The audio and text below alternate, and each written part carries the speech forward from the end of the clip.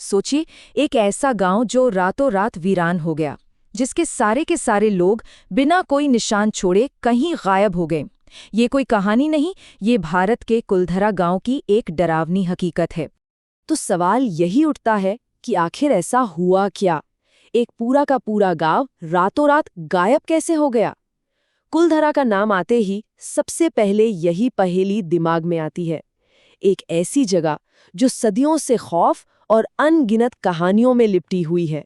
और ये कोई कल परसों की बात नहीं है, हम बात कर रहे हैं 250 साल की। जी हाँ, पूरे 250 साल से जो गांव कभी लोगों की चहल पहल से गूंजता था, आज वहां सिर्फ और सिर्फ खामोशी है।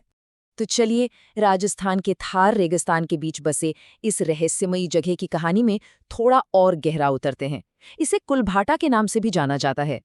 इस जगह की डरावनी कहानियां इतनी मशहूर हैं कि खुद सरकार ने सूरज ढलने के बाद वहां किसी के भी जाने पर पाबंदी लगा रखी है।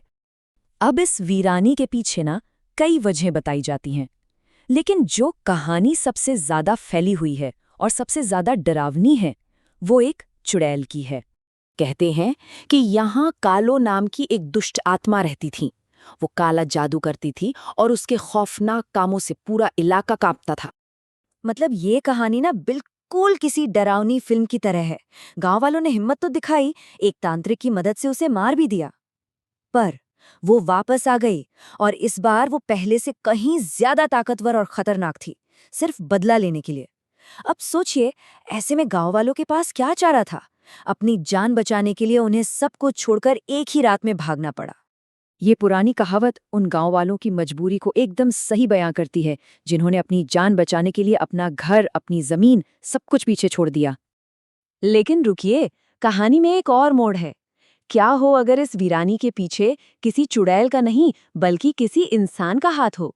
कुलधरा के खाली होने की एक और कहानी भी है। तो अब हमारे सामने दो थ्योरीज हैं। एक तरफ है कालो चुड़ैल का खौफ और दूसरी तरफ है जालिम मंत्री सालम सिंह का जुल्म। गांव वाले किसी आत्मा से डरकर भागे या फिर किसी इंसान के अत्याचार से तंग आकर, और जाते जाते गांव को श्राप भी दे गए। और जानते हैं ये रहस्य आज भी जिंदा क्यों है? क्योंकि कुलधारा की ये पुरानी कहानियां आज भी वहां होने वाली अजीबोगरीब घटनाओं से जुड़ जाती हैं। जो भी लोग वहां गए हैं या जो आसपास रहते हैं, उन्होंने कई अजीब अनुभव बताए हैं। रात में आने वाली अनजानी आवाजें, अचानक दिखने वाली परछाइयां और ऐसा महसूस होना कि कोई लगातार देख रहा है। बात है साल 2011 की, जब 4 नौजवानों ने इन कहानियों की सच्चाई जानने की ठानी। अब हो सकता है ये सिर्फ एक इत्तेफाक हो, एक दुखद हादसा, लेकिन इस घटना ने कुलधरा के डरावने इतिहास में एक और पन्ना जरूर जोड़ दिया। इसके कुछ साल बाद एक और अजीब घटना हुई, इस बार कुछ टूरिस्ट्स के साथ। एक टूरिस्ट ग्रुप में से 2 लोग अचानक गायब हो गए। उनका आज तक कोई पता नहीं चला। इस घटना ने कुलधरा की खतरनाक इमेज को और भी पक्का कर दिया। तो इन सब डरावनी कहानियों और घटनाओं के अलावा क्या कोई और भी पहलू हो सकता है? कोई ऐसी वजह जो इन सब पर सवाल खड़ा कर दे? चलिए एक पल के लिए सोचते हैं कि अगर असली खतरा अलौकिक नहीं बल्कि कुछ और ही हो तो एक थ्योरी ये भी है कि ये जो भूतों का डर है ना, ये जानबूझकर फैलाया गया है। मतलब कुलधरा की वीरानी और खौफ को एक ढाल की तरह इस्तेमाल किया जा रहा हो, ताकि उस सुनसान इलाके में गैर कानूनी काम आराम से किए जा सकें। और यहीं आकर कुलधरा की पहेली और भी उलझ जाती है, जहां पुरानी कहानियां, इतिहास और आज का क्राइम सब एक साथ मिल जाते हैं।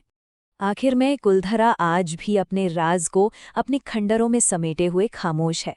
सवाल आज भी वही का वही है कि आखिर 250 साल पहले उस एक रात में ऐसा क्या हुआ था? क्या वो बदला लेने वाली कोई चुड़ैल थी, किसी जालिम का श्राप था, या फिर ये सब आज के अपराधियों की कोई चाल है? और सबसे बड़ा सवाल, क्या आज भी उन खंडरों में कोई खतरा है? इसका जवाब शायद ही कभी मिले।